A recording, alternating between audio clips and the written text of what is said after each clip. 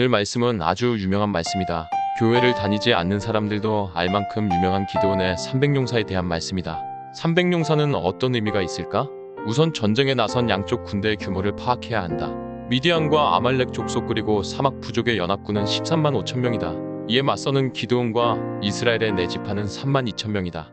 이스라엘은 모두 보병이고 연합군은 대규모의 낙타부대를 거느리고 있다.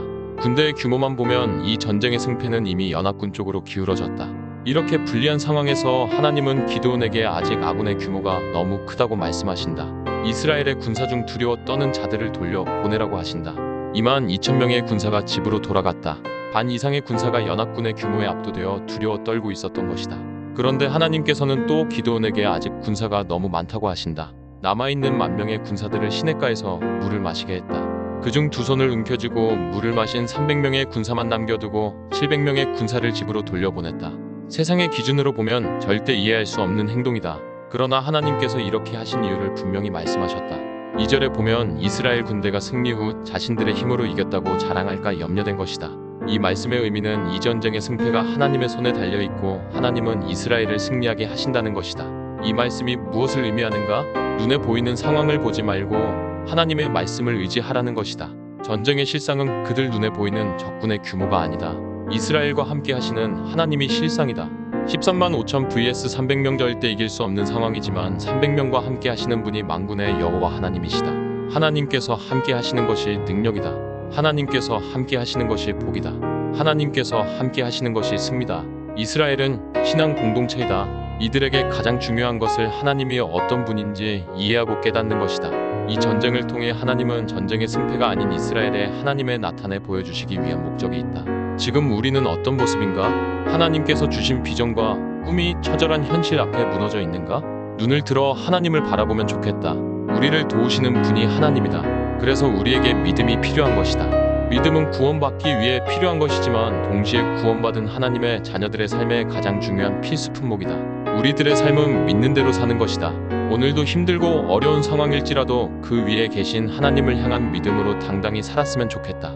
사실 기드온은 여전히 두려움이 있었다.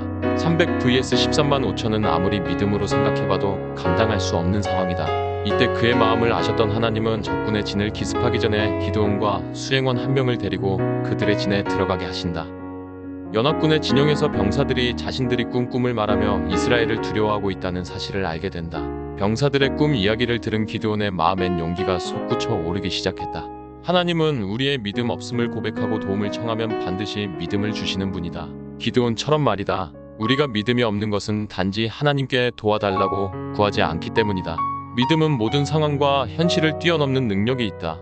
왜냐하면 그 믿음의 대상이 이 세상을 창조하신 하나님께 두기 때문이다. 우리 인생의 자원은 우리의 학력이나 지식이나 물려받은 재산이 아니다. 우리 인생의 자원은 오직 한 분 하나님이시다. 호반의 도시 춘천에서 스티그마 유영호 목사 300용사 47 1-14 사사기 7장 개역개정 1 여룻바알이라 하는 기드온과 그를 따르는 모든 백성이 일찍이 일어나 하루 생곁에 진을 쳤고 미디안의 진영은 그들의 북쪽이여 모래산 앞골짜기에 있었더라. 이 여호와께서 기드온에게 이르시되 너를 따르는 백성이 너무 많은즉 내가 그들의 손에 미디안 사람을 넘겨주지 아니하리니 이는 이스라엘이 나를 거슬러 스스로 자랑하기를 내 손이 나를 구원하였다 할까 함이니라. 3이제 너는 백성의 귀에 외쳐 이르기를 누구든지 두려워 떠는 자는 길르앗산을 떠나 돌아가라 하라 하시니 이에 돌아간 백성이 2만 2천 명이여 남은 자가 10,000명이었더라. 4 여호와께서 또 기드온에게 이르시되 백성이 아직도 많으니 그들을 인도하여 물가로 내려가라. 거기서 내가 너를 위하여 그들을 시험하리라. 내가 누구를 가리켜 내게 이르기를 이 사람이 너와 함께 가리라 하면 그는 너와 함께 갈 것이요 내가 누구를 가리켜 내게 이르기를 이 사람은 너와 함께 가지 말 것이니라 하면 그는 가지 말 것이니라 하신지라. 5 이에 백성을 인도하여 물가에 내려가매 여호와께서 기드온에게 이르시되 누구든지 개가 핥는 것 같이 혀로 물을 핥는 자들을 너는 따로 세우고 또 누구든지 무릎을 꿇고 마시는 자들도 그와 같이 하라 하시더니 육손으로 움켜 입에 대고 핥는 자의 수는 300명이여 그 외의 백성은 다 무릎을 꿇고 물을 마신지라. 7 여호와께서 기드온에게 이르시되 내가 이 물을 핥아먹은 300명으로 너희를 구원하며 미디안을 내 손에 넘겨주리니 남은 백성은 각각 자기의 처소로 돌아갈 것이니라 하시니 8이에 백성이 양식과 나팔을 손에 든지라. 기드온이 이스라엘 모든 백성을 각각 그의 장막으로 돌려보내고 그 300명은 머물게 하니라. 미디안 진영은 그 아래 골짜기 가운데에 있었더라. 그 밤에 여호와께서 기드온에게 이르시되 일어나 진영으로 내려가라. 내가 그것을 내 손에 넘겨 주었느니라. 10만일 내가 내려가기를 두려워하거든 내 부하 부라와 함께 그 진영으로 내려가서 10일 그들이 하는 말을 들으라. 그 후에 내 손이 강하여져서 그 진영으로 내려가리라 하시니 기드온이 이에 그의 부하 부라와 함께 군대가 있는 진영 근처로 내려간즉 10이 미디안과 아말렉과 동방의 모든 사람들이 골짜기에 누웠는데 메뚜기의 많은 수와 같고 그들은 악타의 수가 많아 해변의 모래가 많은 같은지라. 13 기드온이 그곳에 이른즉 어떤 사람이 그의 친구에게 꿈을 말하여 이르기를 보라 내가 한 꿈을 꾸었는데 꿈에 보리떡 한 덩어리가 미디안 진영으로 굴러 들어와 한 장막에